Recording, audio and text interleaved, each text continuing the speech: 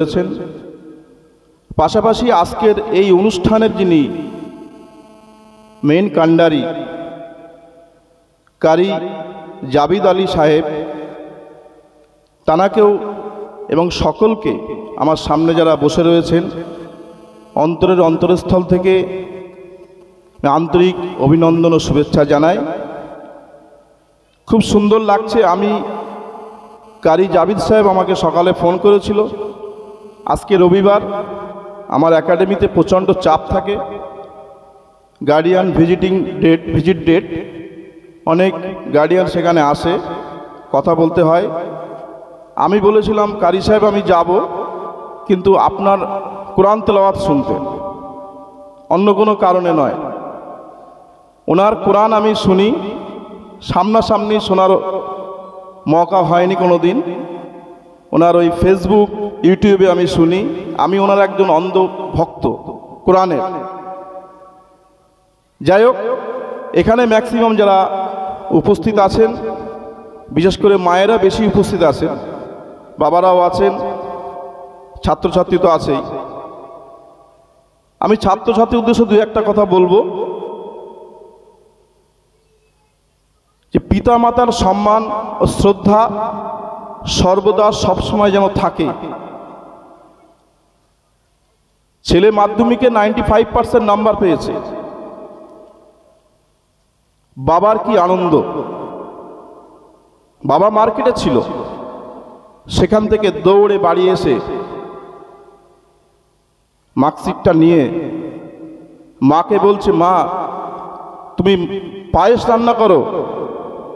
বাবা মাকে বলছে তুমি পায়েস রান্না করো, আমি মিষ্টি আনছি।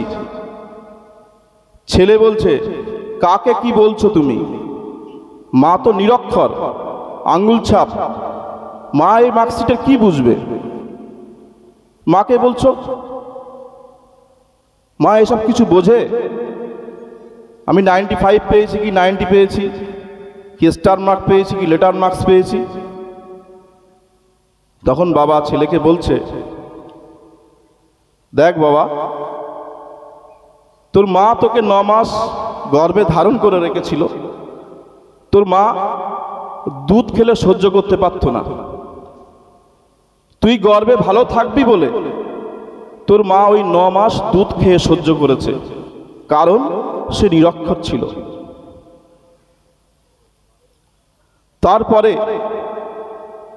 তুই সকালবেলা 7টায় স্কুলে যেতিস, সেই ভোর 5টা 5:30টায় উঠে তোর মা তোর জন্য জল খাবার টিফিন তৈরি করে দিত, সুন্দর সুন্দর আইটেম, যেটা নিয়ে তুই স্কুলে যেতিস, টিফিন খেতিস। তুই বড় হয়েছিস সেই টিফিন খেয়ে, আর তোর মা সেই কষ্ট করে সেটা করে দিত, কারণ ছিল তোর মা নিরক্ষর ছিল। তোর মা কখনো ভালো জামা কাপড় পরেনি, আমাকেও পরিয়েছে, তোকেও পরিয়েছে। আর উনি সেই একটা শাড়ি একটা কাপড়েই থেকে গেছে সারা বছর।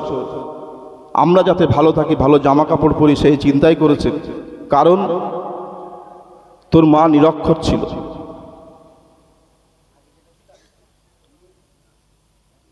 এতগুলো কথা বলার পরে ছেলের মুখ দিয়ে চোখ দিয়ে যখন চোখে জল এসছে, তখন ছেলে বুঝতে পেরেছে আমি ভুল করেছি। তখন বাবা বলে, মায়ের পায়ে হাত দিয়ে তুই ক্ষমা চেয়ে নে। ছেলে হাউ হাউ করে কাঁদতে কাঁদতে ছেলের মায়ের পায়ে গিয়ে ছেলে ক্ষমা চেয়ে নেয়, মা জড়িয়ে ধরে।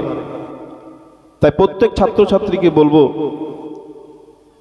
যে পিতা মাতার কখনো অবহেলা করবে না, কখনো অসম্মান করবে না। তোমরা যেটা চাও, তোমাদের স্বপ্ন যেটা, তুমি কোরআনের হাফেজ হবে, তুমি একজন ভালো মাওলানা হবে, তুমি একজন দক্ষ কারি হবে।